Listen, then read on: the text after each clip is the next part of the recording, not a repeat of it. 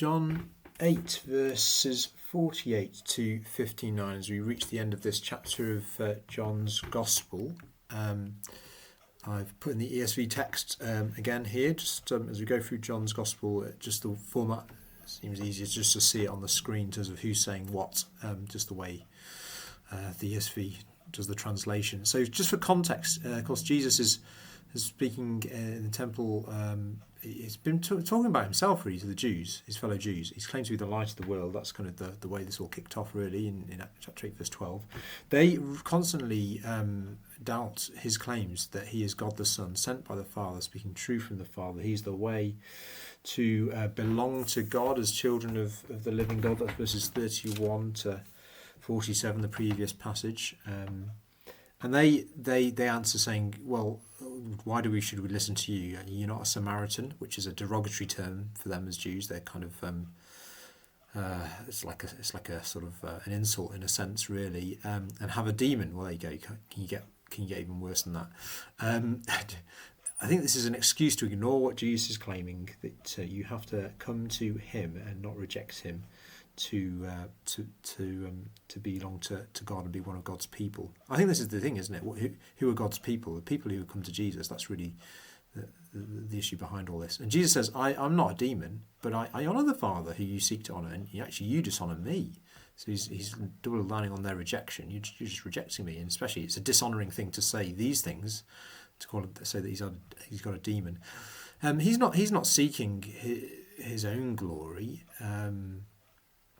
He's the one who seeks it is the judge, the Father, and Jesus goes on to say, look, if you hold fast to what I'm saying, you will not see death, and that's he's already sort of mentioned dying in sins back in verse 24, mentions that twice, and this is the thing, isn't it? Sin leads to death, and you won't see death if you hold to my word. And Jesus' words are words of gospel promise, really. I think his entire teaching that he saves us when we trust in him at the cross, then we won't see death. ESV being not gender neutral, unfortunately, trying to be a very literal translation, but that's not. NIV will smooth that one out. The Jews say, well, now we know you've got a demon because you're saying you're so great. Look, Abraham, think about Abraham. They've all been talking about Abraham in the previous passage. Abraham died, and so did the prophets. These are the people who they've built their faith upon, what Abraham's promise that we see in Genesis, the promise to Abraham, I should say, in Genesis, and the entire prophets from Moses onwards. So they're all dead. These guys are all dead. And yet you say, Jesus, if anyone keeps my word, he will never taste death. So they see that Jesus is making a huge claim. He's making a huge claim that his words will save from death. And that's what they're saying. Are you greater than Abraham who died and the prophets who died? So this is, they understand what Jesus is claiming. He's claiming to be above everyone that they hang their faith on, all the people God has sent and has worked through. Here's the answer Jesus gives, verse 54. If I glorify myself, which is kind of what they're accusing him of, he says, well, that would be pointless. That's nothing. But it's God the Father who's going to glorify me. And he is the one who you claim to be your God, and this God that you say you believe in, he's glorifying me. And this makes the point that they don't really know God. If they knew God, they would glorify Jesus. And he's saying that they are twisting the truth. But Jesus, he doesn't do that. He keeps the words that God has given him. Going back to Abraham, verse 56, he makes this point here. Your father Abraham rejoiced that he would see my day. And he saw it and was glad. What does this mean? I think there has been ink spilt on this, but I think most likely, and it does make sense, is that Abraham, by faith in the promise that through your offspring all the nations will be blessed. You see that in Genesis 12:15. Through your offspring all nations will be blessed. This is by faith the promise that Abraham trusted in, and was rejoicing in this promise and was glad that this promise was, and he trusted God was going to keep this promise, which is about Jesus. So that's what this comment explains here. And then the Jews say, well, hang on a minute, what? You're not yet 50 years old. He was probably closer to 30, and you've seen Abraham. This idea of seeing, and they misunderstand it. They're seeing by faith. And of course, they don't get faith, do they? Really, they're much more locked into keeping the law and works. But you've seen Abraham, and Jesus doesn't give them an explicit correction on that, but he does say, "Truly, truly, I say to you, before Abraham was, I am." And they get this, they understand this. You can see they understand they understand by this verse 59. They pick up stones to throw at him. They understand that he is claiming to be divine before Abraham, and the I am are kind of. He's clearly, people say Jesus didn't claim to be God. Well, yes, he did. Here it is, very clear. Jesus escapes their attempt to kill him. I think one of the themes is glory and honor. There's this thing about being greater. How great are you, Jesus? Who are you making yourself out to be? Jesus makes astonishing claims, doesn't he? About this is an astonishing claim, number one. Let me put this in bold, and then this is astonishing claim number two. Yeah, let me label this up. Astonishing claim one, and then we'll put that's two rather. I'll copy that. That's astonishing claim two, and astonishing claim one. And maybe that's the main content to get across here. That's what I put here. Jesus is most glorious because he saves from death. And Jesus is most glorious because he is God over all, before all, maybe something like that. So I'm just working on I'm just highlighting the astonishing claim. So I've put it in bold, and I guess this is the thing to teach, isn't it? How great is Jesus? So here we go. Jesus is most glorious, more than the prophets.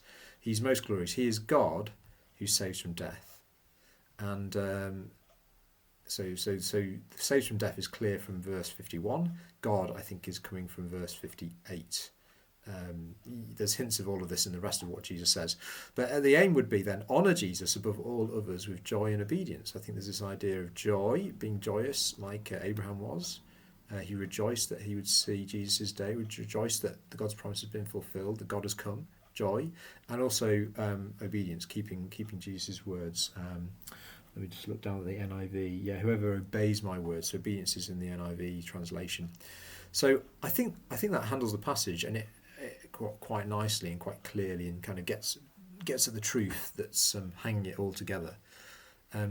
So I think one way to get this across, thinking children, youth, adults also, but obviously we want to slightly simplify and keep things straightforward, certainly the more so the younger the age group. Maybe think about people who are honoured. I thought about other faiths. Muhammad is honoured by Muslims and perhaps Buddha, and it might not be other faiths. You could expand this beyond other faiths. It could be people who started certain movements. I mean, an atheist might honour a Dawkins or a Hitchens or something like that. Your heroes, really. It could be footballing heroes that you put your faith in. It could be modern day people. Harry Kane or an Isak or an Eddie Howe or somebody like that. Anyway, you can work into that. But people who are honoured, people who we honour, and people have a high regard for. And I just want to perhaps set that scene, because that's what we're talking about, Jesus and how he eclipses everyone else, really. So you're just walking through the verses, asking these questions. Won't go through those right now. You can read those in your own time. Applications. How much honour and glory do we view Jesus with? I wonder if there's something about Jesus becoming ordinary. Let me just write a comment here. Getting at the so that's speaking to how we see. I'll spell it correctly. Speaking to us who might have started to see Jesus as just ordinary. Yeah.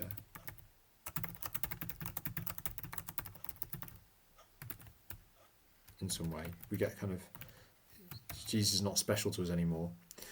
What about our friends? What is the kind of way in which they see Jesus? Oh, he's just another human being. Well, he's claiming to be something far better than that, isn't he? Not just to be God, but actually to bring us such great benefits when we obey him. How does this passage help us respond to the claim? Yeah, I've mentioned that already. How should we feel about the promise Jesus makes for us in verse 51? I think this probably is at the heart. I mean, this is a gospel. This is clear gospel promise, isn't it? Salvation from sin and death by holding firm to Jesus' gospel, his teaching, his words.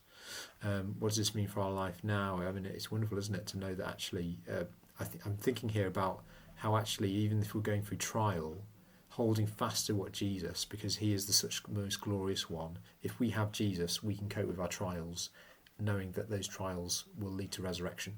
But also, it's kind of a seeking to obey Jesus in all of life as well. Okay, that's enough from me. I'm going to pray. Lord Jesus, we thank you that you're so great, you're so glorious, that you're the only one who can conquer death. You're the only one who's done something and saying something that gives us real hope in the face of our sin that leads to death, that forgiveness we have through the cross, that resurrection that we can have, that you have already achieved for yourself. And help us to see you as the God who's before all things, the awesome God, not just a sort of mini-God or some little hero or some little guru or wise teacher, but to worship you and honour you as the God who's most glorious, God who has come for us so we can be with you. Help us to hold firm to what you're saying here. And we ask you bless us as we look at these words. Amen.